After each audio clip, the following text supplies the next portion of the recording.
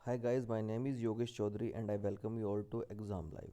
तो आज का हमारा टॉपिक है वाई रशिया हेट नेटो। तो आइए स्टार्ट करते हैं।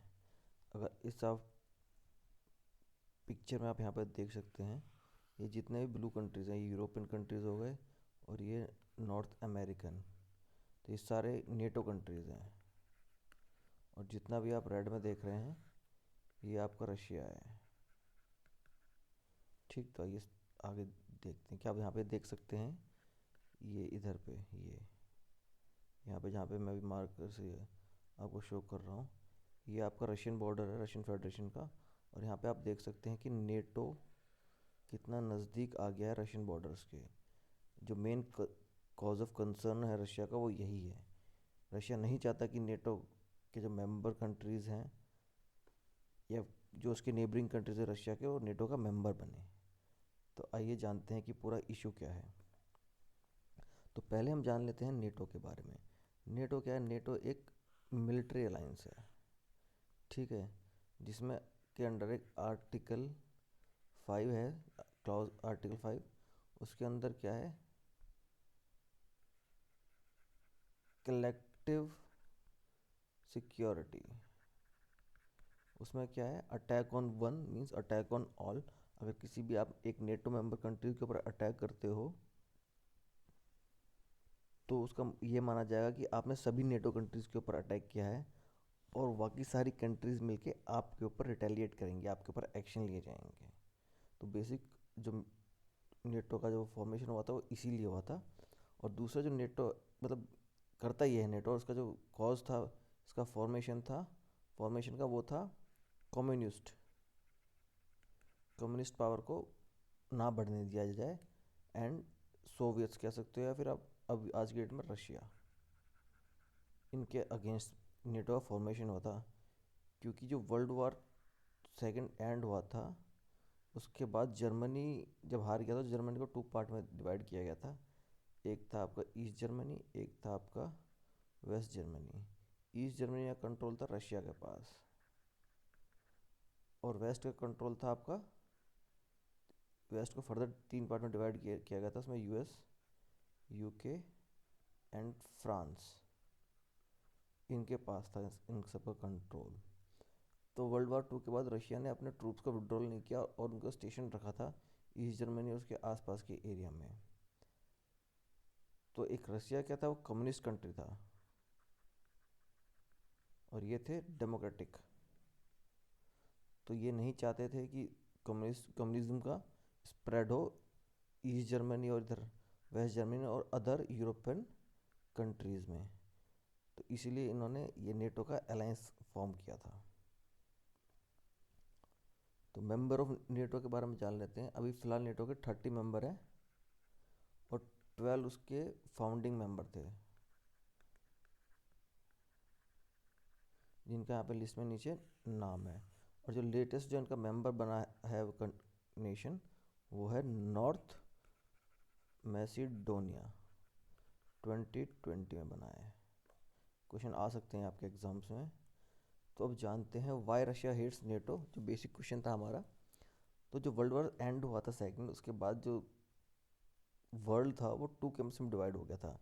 एक को लीड करता था यूएस और दूसरे को लीड करता था सोवियत यूनियन या फिर यूएसएसआर।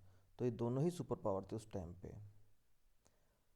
बट होता क्या है, इनिशियली 1991 आते आते सोवियत यूनियन कोलैप्स कर जाता है एंड वो डिसइंटीग्रेट हो जाता है 15 अदर नेशंस में। ठीक, तो ये नीचे उन नेशंस के नाम है। तो उसके बाद क्या होता है, फिर यूएस एक अकेले आपका सुपर पावर रह जाता है, ठीक है। और जो नेटो था उसको लीड यूएस करता है, क्योंकि यूएस इसकी नेटो की जो फंडिंग है, उसका 3/4 फंड यूएस करता है, ठीक है। कि भैया जो पैसा देगा उसी की चलती है आज की डेट में। तो उसके बाद होता क्या है, धीरे धीरे 2004 आता है। 2004 के में क्या होता है, ये बाल्टिक कंट्रीज हैं, एस्टोनिया, लथीविया एंड लिथुएनिया, ये कंट्रीज भी ज्वाइन कर लेते हैं नेटो को। और ये बॉर्डर शेयर करते हैं किसके? रशिया के साथ। तो तब से ज़्यादा कॉन्फ्लिक्ट होने स्टार्ट हो गए हैं। उसके बाद 2008 में फिर ये नेटो और एक्सपेंड करना चाहता है, तो जॉर्जिया और यूके को ऑफ़र देते हैं, ये सॉरी यूक्रेन को ऑफ़र देते हैं कि ये भी ज्वाइन कर सकते हैं नेटो को, बट किसी वजह से ये लोग ज्वाइन नहीं कर पाते हैं, क्योंकि इतना सिंपल प्रोसेस होता नहीं है ज्वाइन करने का। रेक्टिफिकेशन चाहिए होती है आपको अपनी कंट्री में भी, और नेटो मेंबर्स भी आपको रेक्टिफाई करते हैं। तो अब क्वेश्चन आता है, why Putin object expansion of NATO?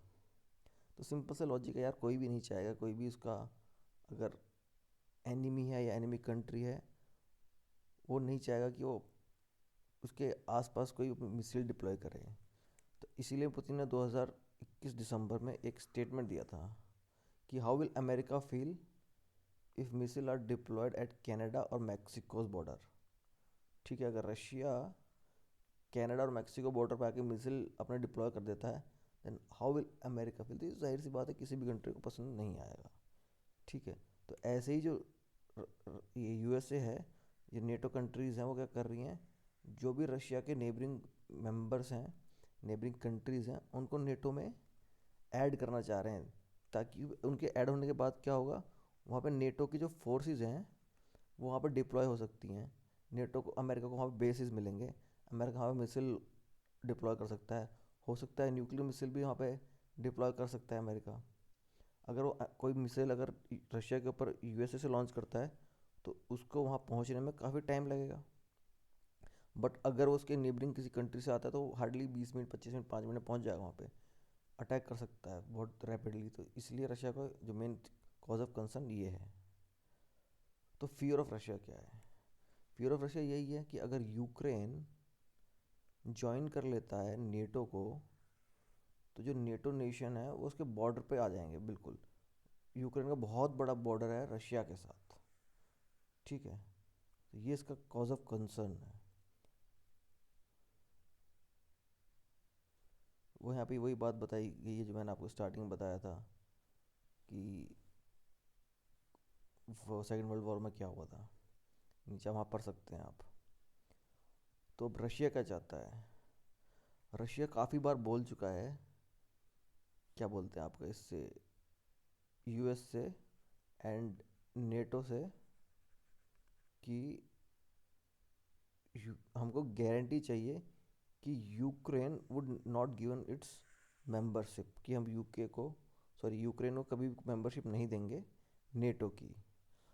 और हम 1997 का जो स्टेटस था, जितने मेंबर थे रशिया के, हम उतने ही मेंबर रखेंगे। जो भी हमने एक्सपेंड किया है उसको हम विड्रॉल कर लेंगे। तो हम देखते हैं कि 1997 तक कौन कौन मेंबर थे। अगर हम बात करें 30 मेंबर्स में से, तो कितने मेंबर, 14 मेंबर 1997 के बाद ज्वाइन किया है। ठीक है, तो कितने बचेंगे, 16 मेंबर बच जाएंगे इनके, ओनली 16। तो रशिया ये चाहता है, इस बात की गारंटी चाहता है फ्रॉम यूएस और नेटो से।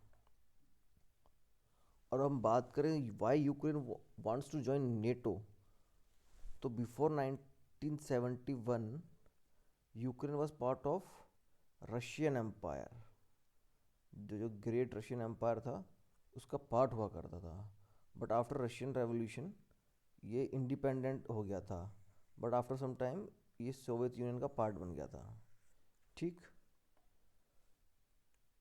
एंड फिर जब सोवियत यूनियन फॉल हुआ, फॉल ऑफ सोवियत यूनियन 1971 में डिसइंटीग्रेशन हुआ, तो यूक्रेन डिवाइड हो गया था, मतलब टू पार्ट्स में।